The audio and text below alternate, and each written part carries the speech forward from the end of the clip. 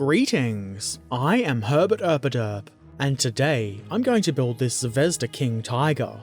This is a 15mm or 1/100th scale plastic snap-together kit. The box art shows, as does the text, that this tank has the later Henschel turret.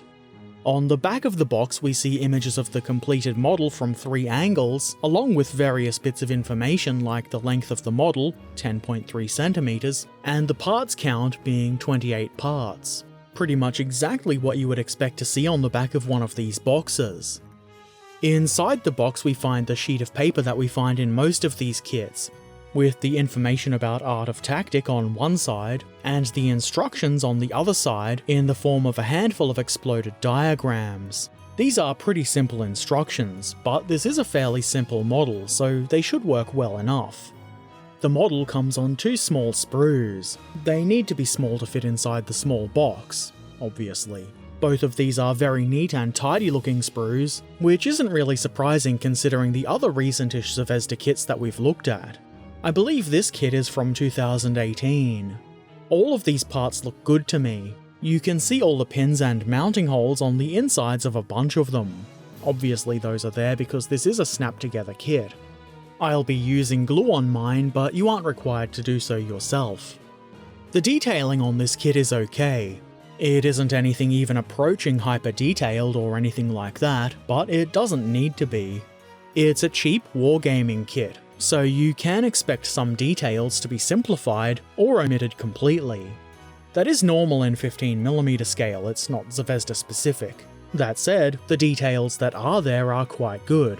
If the previous Zvezda kits I've built are anything to go by, this is going to be a pretty quick and easy build, so strap in. I started the build with the turret.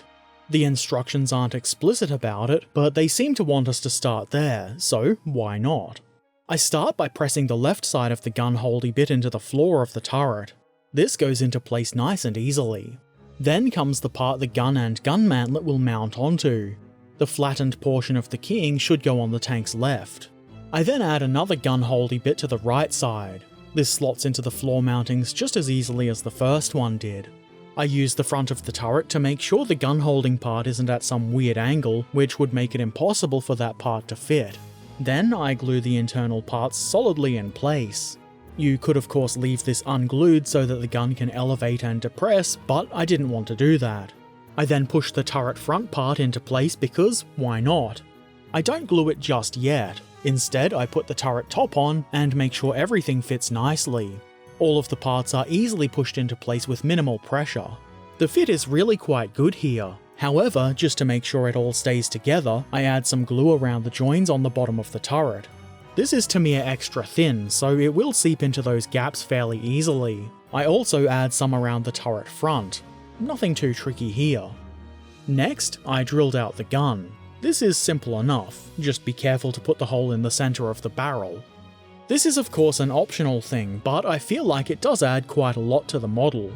Once I'm satisfied with the gun, I glue it onto the mantlet, which I didn't film myself installing owing to being a dunderhead. I'm sure you can imagine how this would be installed anyway. Just keep in mind that the wider part of the mantlet's base should sit to the tank's right. The gun is keyed and goes into place easily.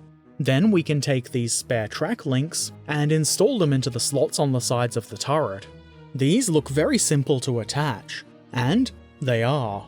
If you wanted to leave one or more of these off, you could simply fill in the slots. Or if you wanted to be all fancy, you could make some little track hanging bracket things and glue those on. Personally, I don't think I would go that far on a model like this. Once all of those links are in place, the turret is complete. Looks good to me. Now it's hull time. I start this by gluing the spine part into the hull bottom. I actually had to apply a fair bit of pressure to this before it would sit in place properly, but once it's there it will stay, especially since I added glue. Next come the hull side and suspension parts. These are easy to put on, though again pressure is needed. What I like here is that there are some tabs on the hull bottom that link into some recesses along the hull side part.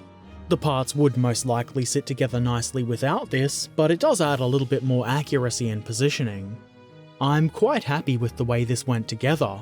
Then we install this pair of cross-brace supporty things, whatever you might call them. These will later hold the hull sides on. The outward-facing nubs should be angled upwards. Putting them on the wrong way does seem like it would take a good bit of effort, and it would produce awful results, so try not to do that. After that, I add this rear part. This has the rear mudguards and is quite easy to install. I obviously added plenty of glue and some pressure to make sure things stay where they should. Next comes the rear plate. This fits almost perfectly, though there is a gap along the bottom. I don't think that's really a big issue at all. It will probably never be seen. Not unless you're the type to tip your tanks upside down when they get destroyed in games. If you do that, just don't get your tank destroyed. Easy. There are 2 holes on the lower middle area of the rear plate. This is where we glue the jack. I'm pretty sure this is the right way up. I install the tracks next. These are, as you can presumably see, single-piece track sets. There's a whole bunch of axle bits here that will fit into the holes on the back of the tracks parts. You probably won't be surprised to learn that this goes together really well. A little pressure on both sides is just about all you need. The outer tread detail on these track parts does leave a lot to be desired, but at this scale I don't consider that a big issue either. Single-part track sets are, at least in my opinion, preferable to annoying multi-part track sets that have high chances of having gaps in them, and much better than rubber band tracks.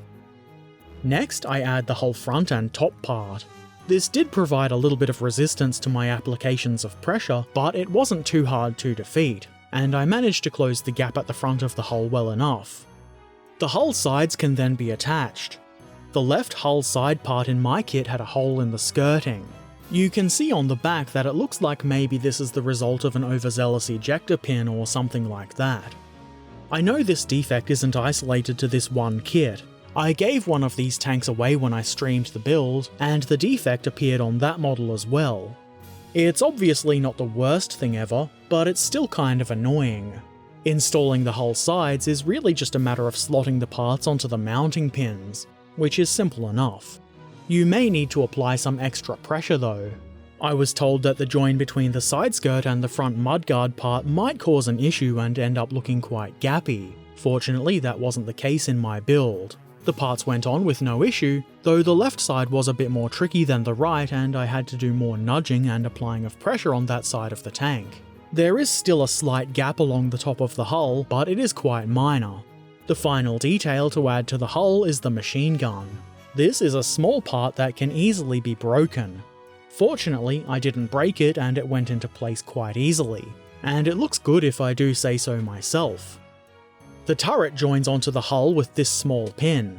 If you wanted to magnetize this tank, it would be pretty easy to do so, though ideally you would do that at the beginning of the build. It's too late at this point.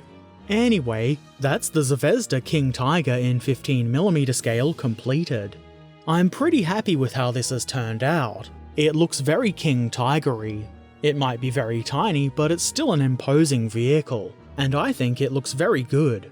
There are a couple of minor gaps here and there, but they should be quite easy to fix.